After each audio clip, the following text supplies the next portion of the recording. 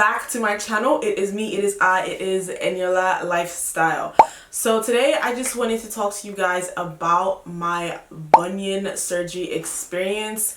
Honestly, like, I just felt like I needed to do this video because when I wanted to get my surgery done, I didn't really see a lot of videos and information about it, and I'm that type of person. When I want to do something, I just binge watch videos. And so yeah, I mean, if this video helps anyone, great. Hopefully it helps someone. Anyway, I'm gonna go ahead and just list down a couple of things. I have it written down on my phone. A couple of things that I just feel like are important to know about bunion surgery and the process and stuff like that. So the first question that I have here is, why did you want to do the surgery in the first place? So I feel like there's like a misconception about young people and bunions. Okay, so I'm 21, and you know, saying that a 21-year-old has bunions is like, wait, what? You know, it sounds weird because we're used to seeing that older people have bunions. But no, I've had bunions all my life. I was born with them. They're genetic. What? Yeah, I got them from my grandma. My mom doesn't have bunions. My sister doesn't have bunions. My brother doesn't really have bunions. But I know that my grandma had bunions. I remember that. So they didn't used to hurt before. They were fine. I mean, I didn't even know that they weren't normal, I guess, because they didn't bother me or anything like that until they started hurting. And they started hurting maybe around 2017, 2018, but it wasn't like crazy hurting. It was just like, you know, mild and mild and mild, and then it started getting worse to the point where sometimes at night I literally could not sleep. I had to keep pulling my toe like to the opposite direction just to get some relief, or just kept massaging it just to get some relief. So I had been looking for a doctor for the longest time because you know, it's important the type of doctor or the person that I, you know, get the surgery with. So, you know, I started searching and I found a really good doctor.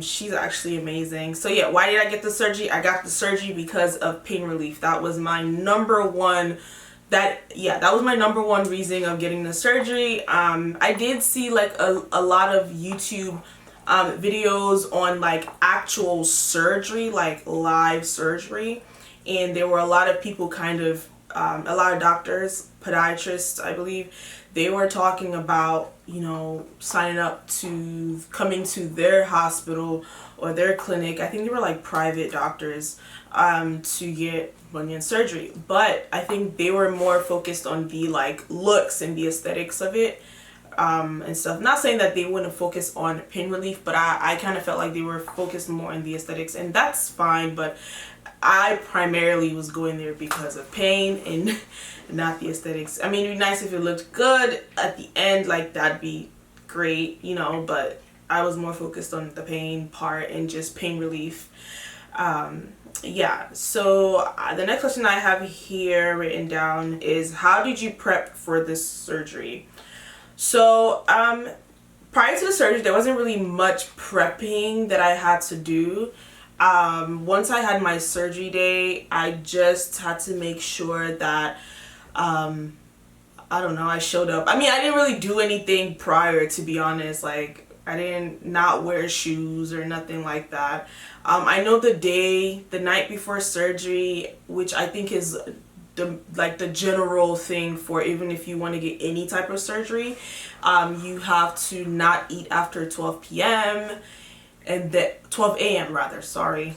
You have to not eat after 12 a.m. and then I also had to use a foot scrub in the morning when I woke up to like clean my foot. So that was given to me from my doctor prior, from my surgeon. Yeah, basically nothing prior. I mean, I had to get a COVID test, and which again is the normal thing for surgeries, which is right now. I mean, that's what's happening right now. For any surgery you want to do, you have to get a COVID test prior.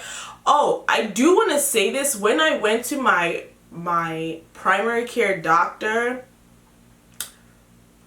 when I went to my primary care doctor to do the pre-op, you know, I went in there and I'm like, okay, what are you here? Okay, what are you here for?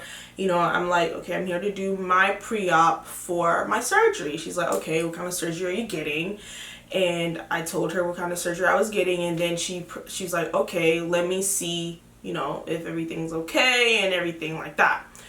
So mind you, the person I went to like get this, the doctor I went to is a specialist, right? So I didn't go to my primary care doctor to talk about my bunion. I went to a specialist, a foot and ankle specialist, right?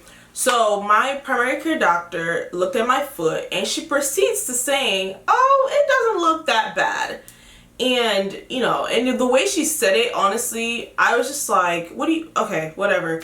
I mean, to be honest, it didn't look that bad. Like, it's not as bad as some bunions that I've seen, for sure. But in that moment, I almost felt like she was downplaying my pain. And I'm just like, yeah, but it really hurts. And then she proceeds to, you know, doing a physical examination and like touching it and stuff. She's like, oh, okay, it's very tender. And I didn't even respond after that. But again, it just plays to the misconception of, you know, you're 21-year-old, oh my God, just leave it alone. But then I leave it alone, and then in the future I'm suffering. I'm already in pain right now. Why don't I just fix that pain? Why do I have to keep doing pain relief, meaning every night I pull my foot opposite? I even got like the bunion separator thingy. I got that from Amazon. That was so I was using that prior to surgery. Like, surgery wasn't my first thing, like, oh, my foot hurts, surgery. No, like, I was doing all these other things, and then it was like, okay, they're not working, so I'm gonna go see a doctor. And I told the specialist, I told her, I was like, okay, I've tried this and this and this, and she was like, yeah, I mean, surgery is your best bet. If like I would recommend you do all these other things, but you've done all these other things, so surgery's your best bet. If you don't want to do surgery, you know, it's fine, you don't have to, but if you want to, you should, you know what I mean? So yeah, in that moment I just felt like she was downplaying my pain, but at the same time I had to remember she's not the one experiencing the pain. She's just going based off looks, right? So it looks good on the outside, but on the inside it doesn't feel good. So that's besides the point. Anyway, what happened on surgery day? That's my next question. So on surgery day, my surgery was at, I think it was at 7 a.m. or rather I had to be there at 7 a.m. So I got dropped off at the hospital. Actually, it wasn't even a hospital, it was a surgery center. I got dropped off at the surgery center, and there wasn't anyone else there other than me. Actually, it was kind of weird, but it was just me waiting in the waiting room. So on that day I walked in, the lady asked me, you know, COVID questions again, and then we walked in. I wanted to like vlog, honestly, like my experience like through the whole thing, but then one of the nurses was like, no recording in here. So I didn't have time to be trying. I mean, I took some videos, but I didn't really take a lot of videos as I wanted to take, but that's fine. Anyway, so the worst part of that experience, from me getting dropped off to me laying on the bed and having my little room and then waiting to actually go into the OR, was them putting the IV in. Oh my God, that is horrible. That is, you know, like, you would think the surgery is horrible too, but you don't feel it, you know, so it's fine. But her putting the IV into my arm was crazy. I was like, oh my God, this is ridiculous. This hurts really bad. So anyway, she puts the IV in. I had to wait again, and then the doctor comes, and then she marks my foot, the foot that we're gonna be doing surgery on, which was my right foot. So she marked my right foot. She told me what kind of method she was going to be using, and she said that she was doing the Aiken, method. I hope that's the right one. I'll confirm, but yeah, she said she was doing the Aiken method, and then if she does the Aiken method and it doesn't correct or gets a little bit more corrected, she would do the scarf method. So the Aiken method is like a Z cut. So basically there's like a Z cut in your bone, and then it's like it's like pulled one side and then pulled another side. I don't know how to explain that, but yeah, and then the scarf method is actually cutting like my toe bone, while the Aiken method was cutting my oh god, I'm not good with these names.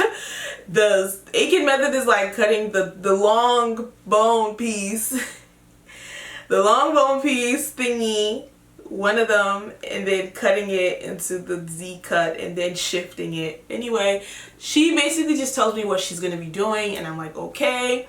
And then we go into the OR, and then when I walked into the OR, I noticed it was all women, and I was so happy because I don't know why I was so happy, but I was. So yeah, I was so nervous prior because the room was cold, the IV situation and stuff, so I was just kind of like nervous a little bit.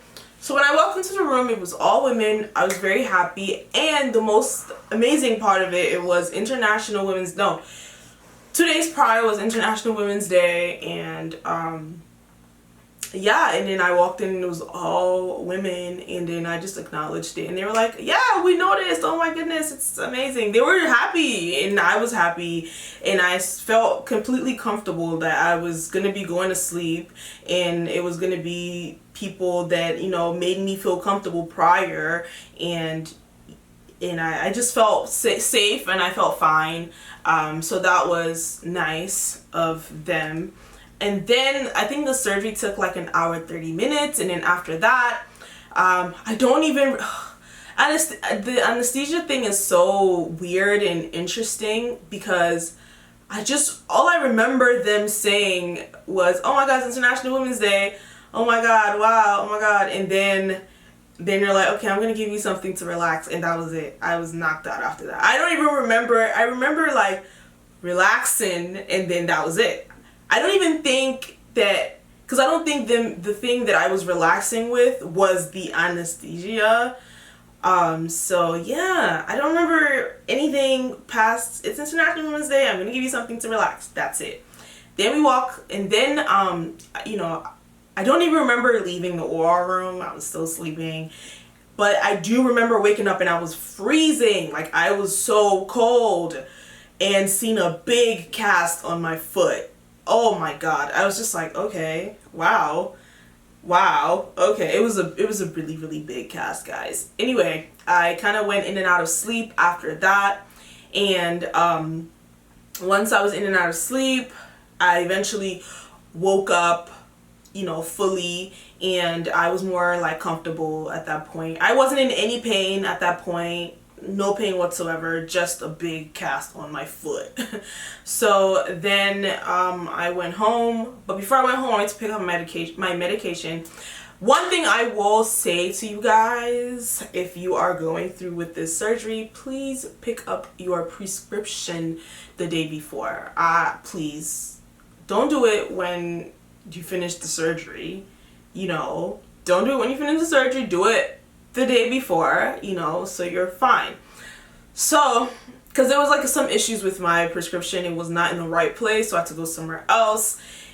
Just messy when I could have just picked it up the day before, and I'll just be fine. Anyway, I went home. I was still fine for about 2 hours until some pain kicked in. But before the pain kicked in, I took some medicine. What was the medicine? It was Oxy. So I took some medicine. I took 2. No, that's a lie. I took 1 because I was like, oh my god, I don't want to take 2 because I don't know how prescriptions and all these things work. I do know that people get hooked on it. I don't know how much they take to get hooked on it, and I have this fear of being addicted to drugs just because I see what being addicted to drugs do to people. and it's not their fault. It's just so happens that, you know, they just got hooked on it, you know. So I just have a fear of being addicted to drugs. It's very weird. Anyway, so I took one at first, and I was fine. And you know, I took another one, 4 hours. I was doing like 4 hours, spreading it out for 4 hours, and then the next day came and I was in pain. The next day was horrible. Oh my god, the next day was so bad.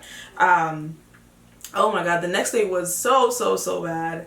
But then after that, you know, then I doubled it. Now I doubled it. Then I was like, okay, I'm gonna do 2 now because I can't. Sorry, I'm gonna do 2. So I did 2 now every about 6 hours, not 4 every like 6 hours.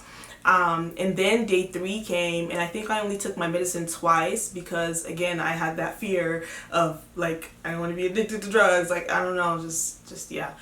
So I think I took it twice and stuff. Sometimes even when I'm not like moving, when I'm sitting down, I was actually like fine, sort of, kind of. Like I was okay.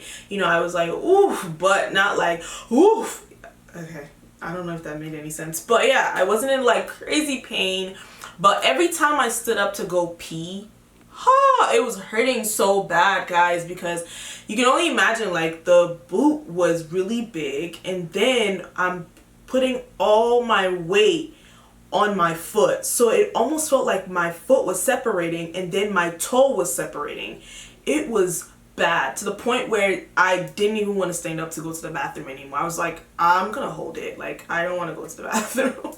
I'm gonna hold it. So yeah, so my pain, I can say, lasted for about 4 days, but the second day was the worst, and then other days were manageable. They were fine. When I was sitting down, I was fine. And then after day 4, it just got a whole lot better with the pain. It wasn't gone completely, but it was fine. It was manageable. I mean, I just had surgery. They just cut my bone, but it was manageable. It was good. So yeah, that's that with the pain med. I stopped taking the Oxy on day 3, 4. Like day 4, I stopped taking it. Yeah. Well, my next question here is, how long until you were able to drive? Ooh, that's a good question. I would say about 6 weeks before I was able to drive. I was so sure that I'd be able to drive at 4 weeks, but no, that was not even possible because my foot was not gonna let me do that. So yeah, I had my post-ops appointment at 2 weeks, 4 weeks, and 6 weeks. And then I have another appointment 6 weeks from 6 weeks, so 12 weeks. Yeah, so right now I'm on week 8 actually of my surgery. Week 8 of my surgery. Week 4 I thought I was gonna be able to drive, but no, I wasn't. But then week 5, week 6, I was able to drive. It was kind of painful, but not anything crazy. It was uncomfortable, let's just say more uncomfortable than painful. Yeah, week 6 is when I would say you're able to drive, or around that. Yeah. How long until you were able to walk? Okay, so to walk for me, it was like week 2. But then when I say walk, I don't mean walk because the boots came off. Not the boots, it was just one boot. The boot came off on week 2. So my first post-op appointment, the boot came off, and I have clips on that. I'll put the clips in there. Man, they gave you the whole cabinet of cotton, didn't they? Yes, they did. Jeez, you probably woke up like, what? Yes, that's exactly what happened. Yes. That is exactly what happened. Is all this necessary?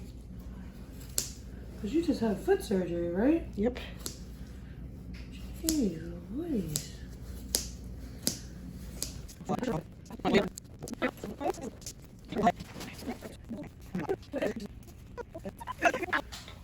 Oh, my toes look terrible, but wow. That looks very scary, but not That looks really. really good. Really, really good. You have some swelling, but Yeah, that's very normal for 2 weeks. Okay, Yeah, I see it. That's amazing. All right, we're gonna go for a stroll. Yeah, so the boot came off week 2, and then I got this little toe bearing, no, heel bearing shoe. I don't have the shoe anymore, they took it. So I had this heel bearing, non-weight, toe bearing shoe. I think you guys know what I'm talking about. Anyway, I had to walk on my heel, and that in itself was just a weird thing. At first when I tried it, it was so uncomfortable. It was painful actually, because it was very weird. But then once week 3 was done and I was going on to like week 4, it got a lot more better, and I was even able to like kind of wear Crocs, like really big Crocs, like my mom's Crocs. Yeah, and then week 4 I got another shoe, and that one was more like flat, but it was like platform. It was like a platform flat shoe. I have that one. That was what happened. So I switched shoes week 2 and I switched shoes week 4. Now I wear slides, just big slides. I'm wearing these slides right now. Slides. I can't wear regular shoes just yet. I tried. I'm on week 8 and I still can't wear regular shoes. My doctor did say that, like, you know, go at, like, now it's like about your comfort, how you feel about putting these things on and stuff like that. Some people are able to do it and just suffer through the pain, and some people are like, nah. And I'm just like, I don't want to reverse the effects or the progress that I've managed to like make so far. So shoes are literally out of the question right now. I tried on heels as well, just to see if I could do some heels, and no, I can't. Duh. I can put my foot in some of my heels, the ones that don't have, like, you know, like thong slippers or thong sandals, maybe heel ones. You can do those. Just something that is not gonna rub on that place, on the bunion area. You know, I don't want anything on it. Actually, I can't have anything on it because it actually hurts. So that's that with the shoes. Yeah, so I just wear Crocs and I wear slides right now. That's kind of what I'm